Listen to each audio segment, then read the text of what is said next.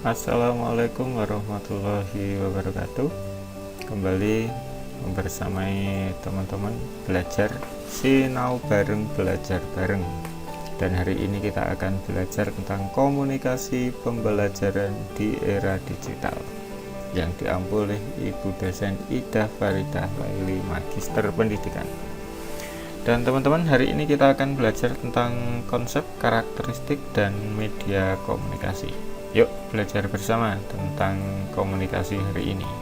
Yang pertama adalah konsep komunikasi, di mana komunikasi merupakan proses penyampaian pesan, ide, atau informasi dari pengirim kepada penerima, baik secara verbal maupun non-verbal, untuk mencapai pemahaman bersama. Kemudian komunikasi menurut para ahli. Yang pertama, menurut Weinberg dan William Wilmot serta Kenneth Sereno dan Bodaken, mereka menyebutkan bahwa komunikasi adalah tindakan satu arah, interaksi serta transaksi. Harold Laswell mengatakan komunikasi adalah proses yang melibatkan 5 elemen, yaitu tentang siapa pengirim pesan, apa isi pesannya, salurannya apa, siapa penerima pesan, dan apa dampaknya. Sementara Shannon and Weaver menyampaikan bahwa proses penyampaian informasi melalui saluran komunikasi dari pengirim pesan ke penerima pesan. Itu komunikasi menurut mereka. Sedangkan Wilbur Schramm, dia mengatakan bahwa komunikasi adalah proses untuk berbagi informasi dari pengirim ke penerima pesan. Tujuan komunikasi itu dapat dikelompokkan menjadi beberapa kategori ya teman-teman. Yang pertama adalah attitude change atau mengubah sikap. Yang kedua, opinion change, yaitu mengubah opini. Dan yang ketiga adalah behavior change atau merubah perilaku.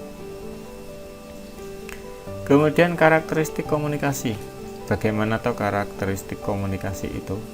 Karakteristik komunikasi yang pertama adalah merupakan tindakan atau peristiwa yang terjadi secara urut. Oleh karena itu, komunikasi dapat dikatakan sebagai proses sesuai urutan. Yang kedua, komunikasi merupakan upaya yang dilakukan secara sengaja dan memiliki tujuan. Karakteristik komunikasi yang ketiga adalah bahwa komunikasi itu menuntut partisipasi dan kerjasama dari perilaku yang terlibat, sehingga ada timbal balik dari keduanya. Yang keempat, bersifat simbolis karena menggunakan lambang-lambang atau kode-kode. Yang kelima atau E, bersifat transaksional karena ada tindakan memberi sekaligus menerima. F, yang keenam, bahwa karakteristik komunikasi itu dia dapat menembus ruang dan waktu, dan hari ini bisa kita rasakan. Berikutnya yang ketiga adalah hambatan komunikasi. Hambatan yang pertama adalah hambatan fisik, yaitu gangguan yang berasal dari lingkungan fisik atau faktor eksternal yang mempengaruhi kemampuan pengirim atau penerima dalam menyampaikan atau menerima pesan. Hambatan psikologis adalah hambatan yang kedua, yaitu hambatan yang berasal dari kondisi internal, kondisi mental emosional baik pengirim maupun penerima yang dapat mempengaruhi cara mereka dalam memahami pesan, baik yang disampaikan maupun yang diterima. Hambatan bahasa ini terjadi ketika ada perbedaan bahasa, beda bahasa, perbedaan pemahaman terhadap sebuah istilah atau kata atau pesan yang ingin disampaikan. Yang keempat adalah hambatan budaya. Ini karena adanya perbedaan nilai, norma, kepercayaan, atau bisa juga latar belakang budaya antara pengirim dan penerima. Yang kelima adalah hambatan sosial. Ini biasanya terjadi karena adanya perbedaan status sosial, atasan bawahan barangkali, peran, kemudian hubungan hierarki antara pengirim dan penerima. Kemudian berikutnya, hambatan komunikasi yang keenam adalah hambatan teknologis. Teknologi, alatnya. Alat yang digunakan mungkin tidak berfungsi dengan baik atau sulit diakses oleh salah satu pihak, sehingga terjadi hambatan.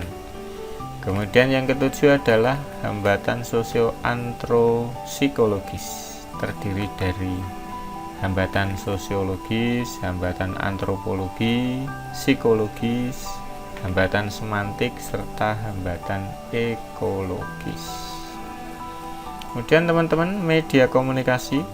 Media komunikasi itu namanya media ya, berarti sarana untuk memediasi penyampaian pesan dari pengirim ke penerima secara efektif, secara tepat, baik secara langsung maupun menggunakan alat atau teknologi digital khususnya.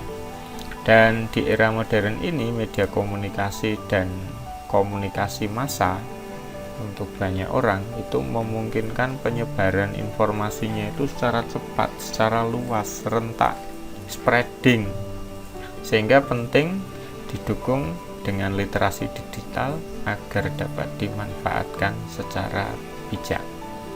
Jadi dengan adanya literasi, dengan adanya pemahaman, itu nanti dapat dimanfaatkan secara baik dan secara benar.